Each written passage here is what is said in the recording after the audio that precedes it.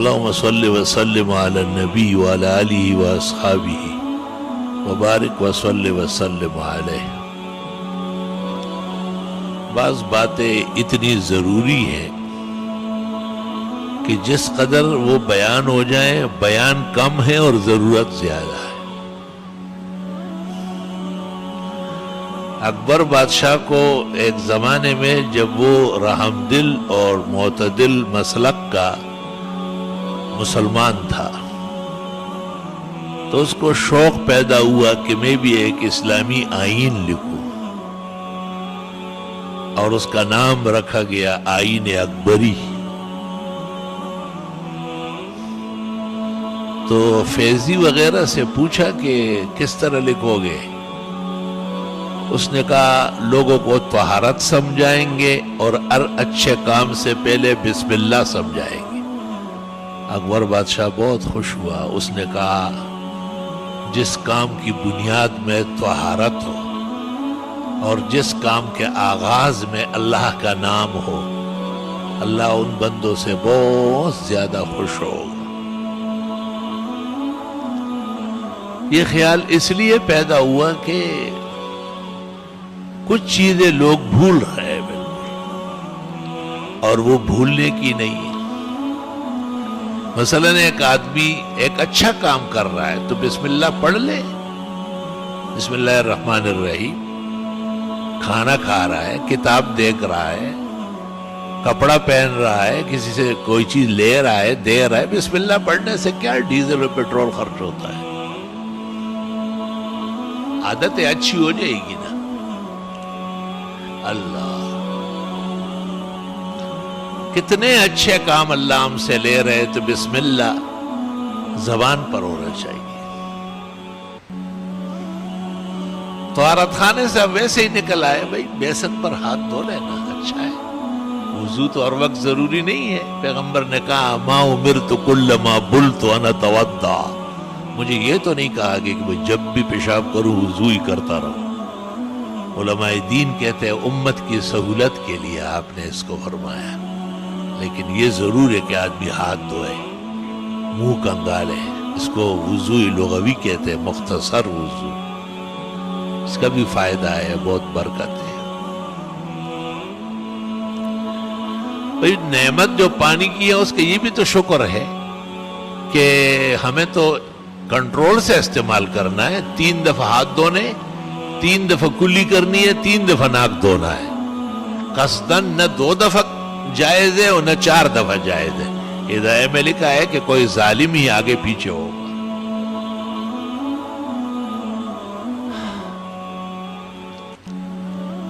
اور سر کا مسح 1 دفعہ ہے، اور باقی ہاتھ کونیوں تک یا پیر ٹخنوں تک دھونا 3 دفعہ ہے، اور وضو میں پانی کم سے کم استعمال کرنا ہے۔ رسول اکرم صلی اللہ علیہ وسلم نے فرمایا، تحتاوی علی المراقی میں روایت ہے کہ علیکم ان تحتاتو، احتیاط کرو، ولو کنتم علی شط نہر، اگرچہ آپ نہر کے کنارے بیٹھ کے وضو کر رہے ہیں تب بھی پانی احتیاط سے استعمال کریں۔ مجھے بہت خوف رہتا تھا اور پریشان رہتا تھا۔ امام شافعی کا قول نقل کیا ہے امام ترمذی نے کہ بس اپنی احتیاط اور اندازہ صحیح کرنا چاہیے، بس۔ بہت خوش ہوا۔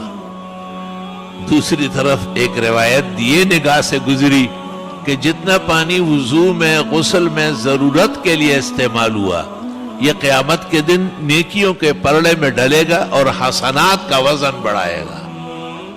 اور جو پانی اسراف کے طور پر زیادہ بے ضرورت استعمال کیا گیا، اللہ تعالیٰ حفاظت فرمائے، اللہ اس شرمندگی سے بچائے، وہ بدیوں کے گناہوں کے پلڑے میں ڈل کر گناہوں کا وزن بڑھائے۔ تو ایک تو کام کرتے وقت، کسی چیز میں ہاتھ ڈالتے وقت بسم اللہ بسم اللہ، علماء کہتے ہیں اتنے بھی کافی ہے، بسم اللہ، بسم اللہ الرحمن الرحیم، بسم اللہ الذی لا یضر مع اسمہ شیء فی الارض ولا فی السماء وهو السمیع العلیم۔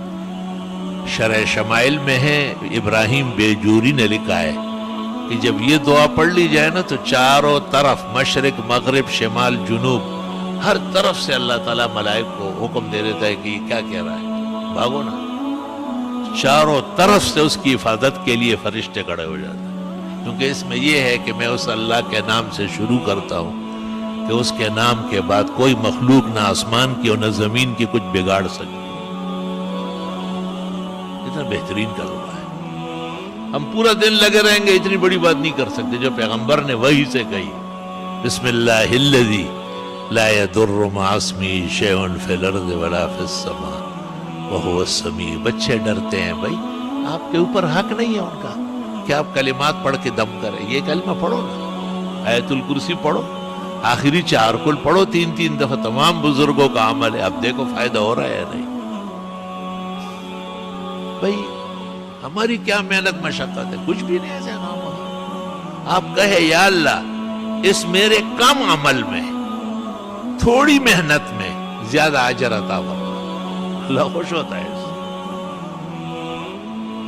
کسی کے ایک آنسو سے ہزاروں دل دھڑکتے ہیں، کسی کا عمر بھر رونا یوں ہی بیکار جاتا ہے.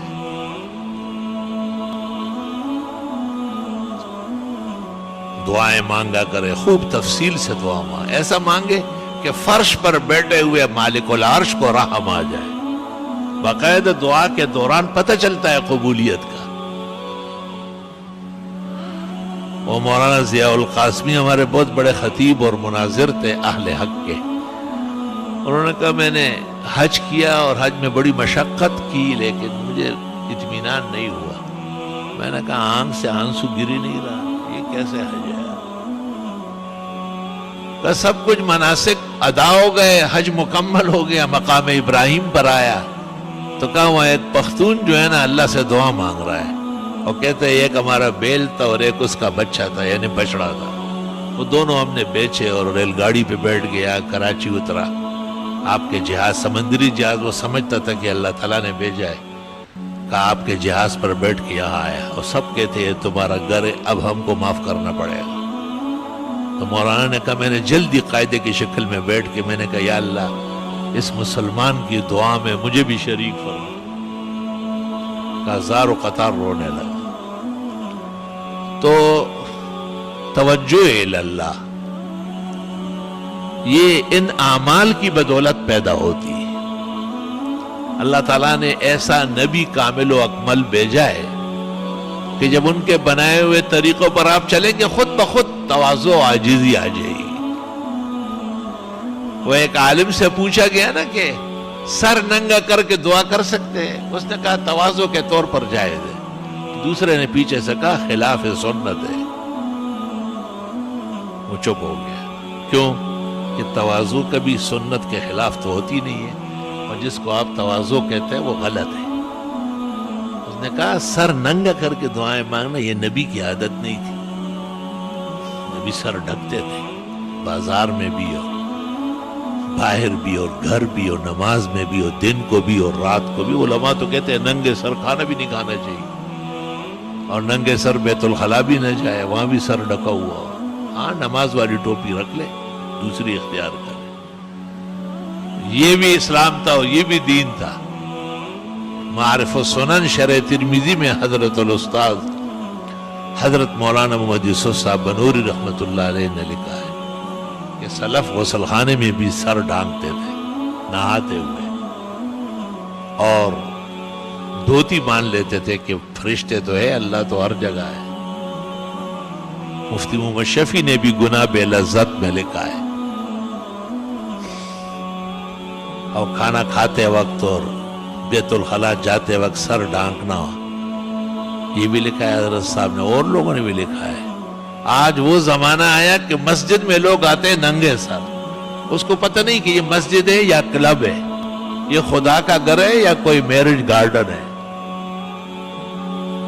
اتنی زیادہ بے توجہی اور اس قدر بے پرواہی تو نقصان دہ ثابت ہو جائے گی. وہ دین جو بڑی شان سے نکلا تھا عرب سے، پردیس میں پہنچ کر وہ غریب الغربا ہے. کس شان کا دین ہے اور کس قدر بے پرواہی برتی جا رہی. بھئی آپ مسجد آتے ہیں، اللہ ہمیشہ آنا نصیب فرمائے، بھئی دائیں پاؤں آگے کر کے روانہ ہو جاؤ نا، سنت زندہ ہو جائے گی۔ آپ کے دائیں بائیں کا کوئی فرق نہیں ہے آپ کو۔ خیر کے کام میں دائیں پاؤں آگے، بیت الخلاء جاتے وقت پہلے بائیں پاؤں اندر کرو، نامناسب کام ہے، مجبوری ہے۔ نکلتے وقت بہترین وقت ہے، خیر و عافیت سے فراغ ہو گیا، دائیں پیر باہر نکالو۔ بھئی یہ دائیں بائیں ہمارا نام ہے اصحاب الیمین، اصحاب المیمنہ، دائیں اور بائیں کے فرق کرنے والے خوش نصیب، جن کی نہ شریعت ہے نہ دین ہے، ان کے ہاں اگر بایاں ہے تو وہ ویسے ہی رسوا ہے قیامت کے دن، یہیں سے رسوا ہے۔ لیکن آپ تو کامل و اکمل دین والے ہیں، الیوم اکملت لکم دینکم، آج سے میں نے تمہارا دین مکمل کیا۔ دین کیسے مکمل؟ وَأَتْمَمْتُ عَلَيْكُمْ نعمتی، یہ نعمتیں پوری ہو گئی۔ اللہ جوتے اتار رہے، موزے اتار رہے، کہتے بائیں سے پہلے اتارو اور نیچے رکھو، پھر دائیں سے اتارو۔ اتارنے میں بائیں پہلے ہیں اور پہننے میں دائیں پہلے ہیں۔ دائیں پیر اتار کر مسجد میں داخل کرو، اللہم افتح لی ابواب رحمتک، اللہم صلی وسلم علی النبی پڑھ لیں۔ مسجد میں آتے رہے صفوں کی طرف، یہ نہیں کہ بیڑ بکریوں کی طرح کوئی وہاں بیٹھ گیا کوئی وہاں بیٹھ گیا، یہ کوئی بندروں کا ڈانس تو نہیں ہے۔ مسجد خانہ خدا ہے، صف اول، صف ثانی، صف ثالث، ان تین کا اہتمام بہت زیادہ ہے۔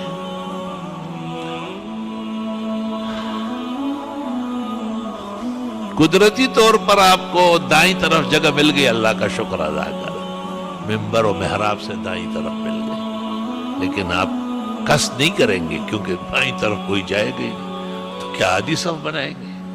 جب ثواب اور ڈسپلن کا جھگڑا ہو جائے تو ڈسپلن کا اعتبار ہو۔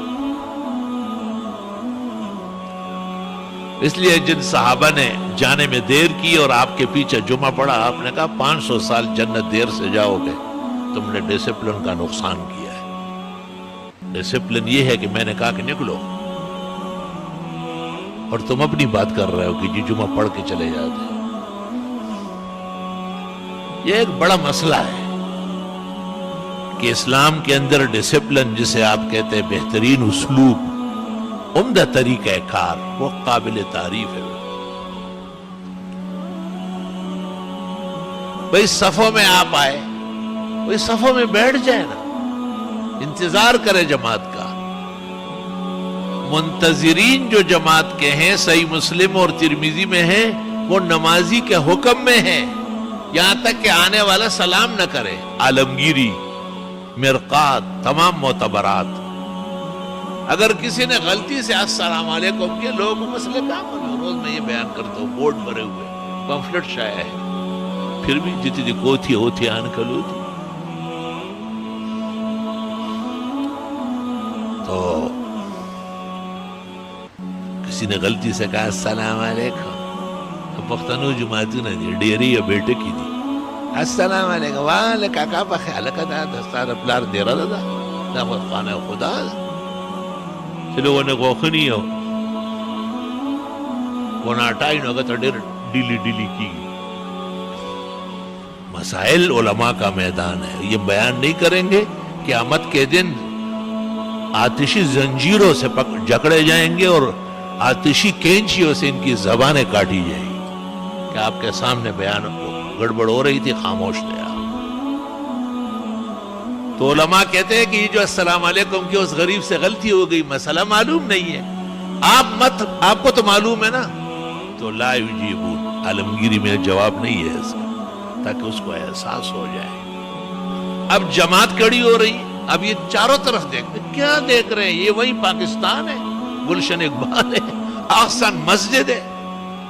آج صبح فجر میں نے ایک بزرگ ساتھی کو بہت سخت ڈانٹا، میں نے کہا کتنی قیمتی باتیں ہو رہی ہے، تم متوجہ نہیں ہو رہے۔ یہ جو مسئلہ ہے کہ چھوٹے بچوں کو آگے نہ آنے دے، کیوں؟ ان غریبوں کو سمجھ نہیں ہے، انتشار ہوتا ہے۔ تو اگر کوئی بزرگ بھی صف میں بیٹھا ہوا ہے، منتشر الذہن ہے، تو اس کو بھی سنبھالنا پڑے گا، لگام دینا پڑے گا اس کو۔ میں نے کہا کہاں دیکھ رہے آپ؟ دیکھنا صرف امام کا حق ہے۔ لیقدم المتأخر ولیؤخر المتقدم، جو آگے ہے تھوڑا سا پیچھے ہو جائے، جو پیچھے ہے تھوڑا سا آگے ہو جائے، صف بنا لے، صف درست کر لے، سر ڈھک لے، پانچے اوپر کر لے، پیروں میں فاصلہ کم کر لے۔ یہ امام کا مقام ہے، یہ نمازیوں کا نہیں ہے۔ سلام پھیرو چاروں طرف، کیا آپ قید خانے سے نکل آئے؟ وہ یار آرام سے بیٹھے رہو۔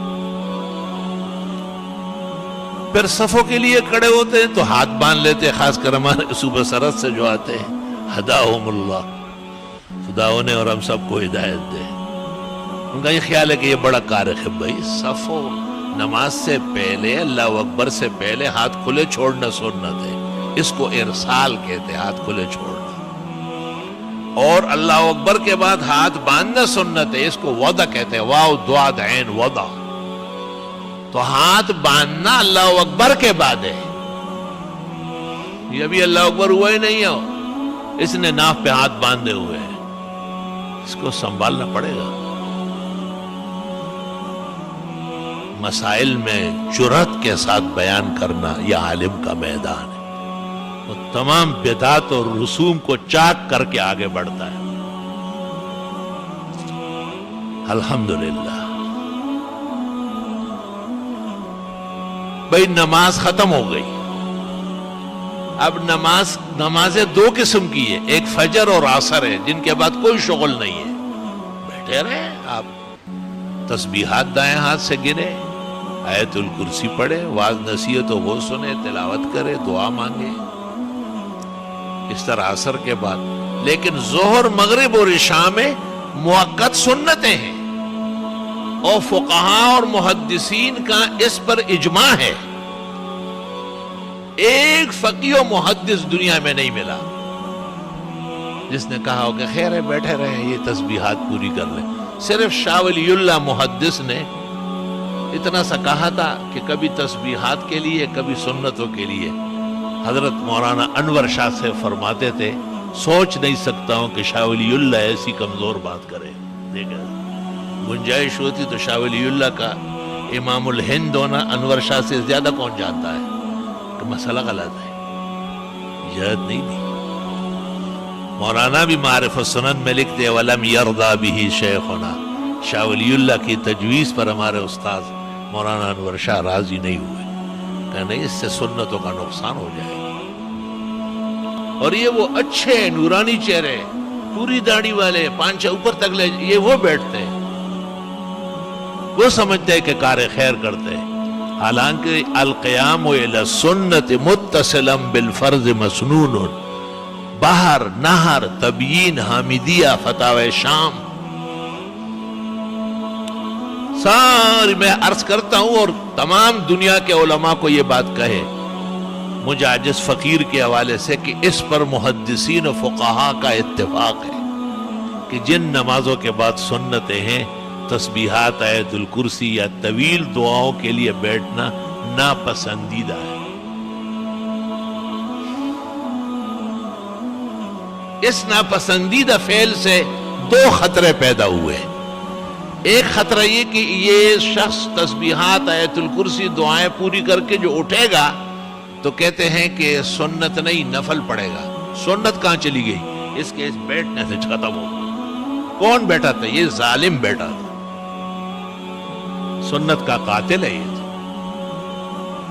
کہتے ہیں یہ غصہ ہوتا ہے، غصہ نہیں ہوگا، یہ مجھے کتابوں کا پتہ ہے کہ بزرگان دین نے کتنا ماتم کیا ہے۔ دوسرا قول کہ نہیں، سنت تو اب بھی سنت ہے، لیکن خلاف سنت طریقے سے۔ کیوں؟ جیسے ولیمہ میں ڈانس، ختنے میں اعلانات، بدعتیوں کا صلاۃ والسلام، صلی اللہ علیہ وسلم اپنی جگہ سنت ہے، طریقہ بدعت کا ہے۔ تو علماء دین کہتے ہیں، ابن الحمام محقق نے شرح ہدایہ میں اسی کو اختیار کیا، اور اسی پر ابراہیم قرآنی اور تمام ائمہ دین کا اتفاق ہے کہ سنت تو اب بھی پڑھ رہا ہے، لیکن خلاف سنت طریقہ ہے۔ تو موافق سنت کیا تھا؟ اللہم انت السلام او بمقدارہا، مختصر دعا کے بعد سنت پڑھنا تھا، وہ بہترین کام۔ اللہ اکبر. یہ باتیں اس لیے کہی جاتی ہے کہ آپ سنیں سمجھیں اور اپنے بھائیوں کا ہاتھ بٹھائے. لوگوں سے لڑے جھگڑے نہیں, لڑائی جھگڑے کی ضرورت نہیں ہوتی. آپ کا اور ہمارا کام بیان کرنا ہے. بشنود یا نشنود منہائے ہوئی بھی کو نو.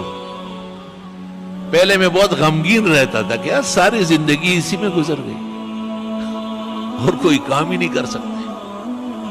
سر ڈانکو پانچے اوپر کر لو, جاپانی قمیص نہیں پہنو, کونیوں تک قمیص پہنو.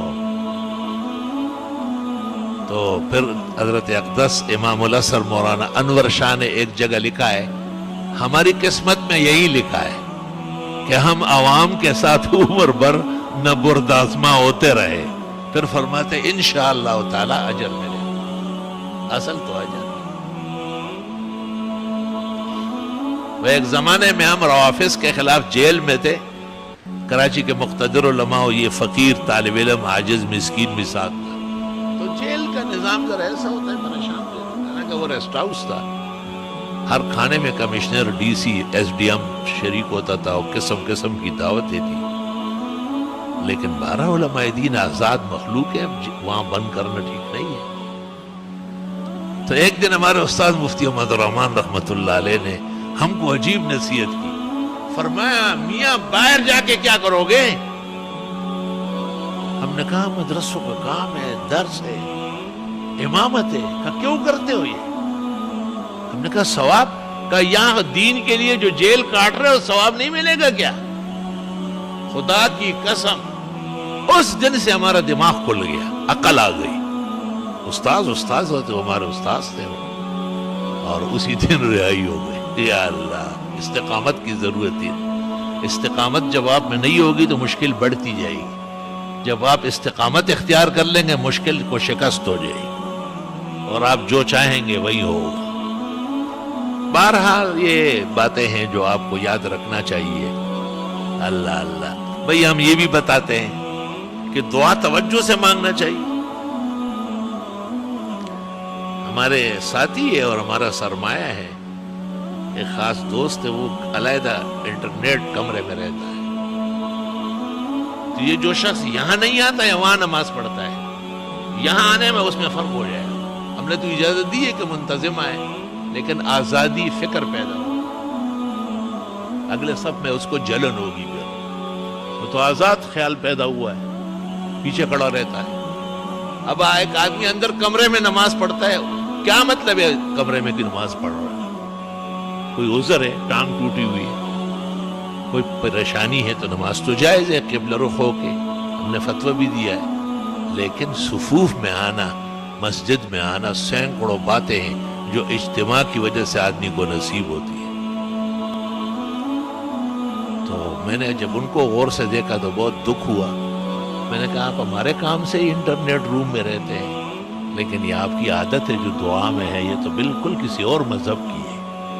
آنکھوں کو ہاتھ مل رہا ہے دعا میں, ایک آنکھ بڑی اور ایک چھوٹی ہو رہی ہے جیسے جنات کو ڈرانا چاہتا ہے. اور میں نے کہا اس طرح نہیں ہے. دعا میں آپ کو ہلنے کا حق نہیں ہے. دعا کس سے مانگ رہے؟ حکم الحاکمین, وہ تیرے جیسے تھوڑا ہی ہے, اس جیسے تو کوئی بھی نہیں. لے سکا مثلی شیء. تو دعا بہت توجہ سے مانگا کریں. ہاتھ نہ بالکل کھلے ہوئے ہو نہ بالکل بند ہو. عالمگیری میں لکھا ہے معمولی سا فاصلہ رکھے, نہ بہت اٹھائے نہ بہت بٹھائے, سینے کے سیدھ میں ٹھیک ہے. اور حدیث میں دعا ایسی مانگو جیسے آپ ہتھیلیوں سے کوئی چیز مانگ رہا ہے. دعا میں ادھر ادھر دیکھنا, اوپر نیچے سر اٹھانا بد نصیبی ہے, دعا سے محرومی ہے. دعا کو اللہم صلی سے شروع کرنا نبی نے منع کیا ہے, خلاف سنت اور دعا مردود ہونے کی علامت ہے. جس آدمی نے اللہم صلی سے شروع کیا, آپ نے کہا عجلتا, اجلت کر رہا ہوں. دوسری حدیث میں ہے کہ متعجل کی دعا قبول نہیں ہوتی. فرمایا اذا دعوت فاحمد ربک, جب بھی دعا مانگو پہلے الحمدللہ پڑھو. ثم صلی علی نبیک, دوسرے درجے میں پیغمبر پر درود بھیجو. ثم صل تو پھر مانگ ملے گا. آپ اندازہ لگائیں, یعنی دعاؤں کے آداب بھی بڑے بڑوں کو یاد نہیں ہے.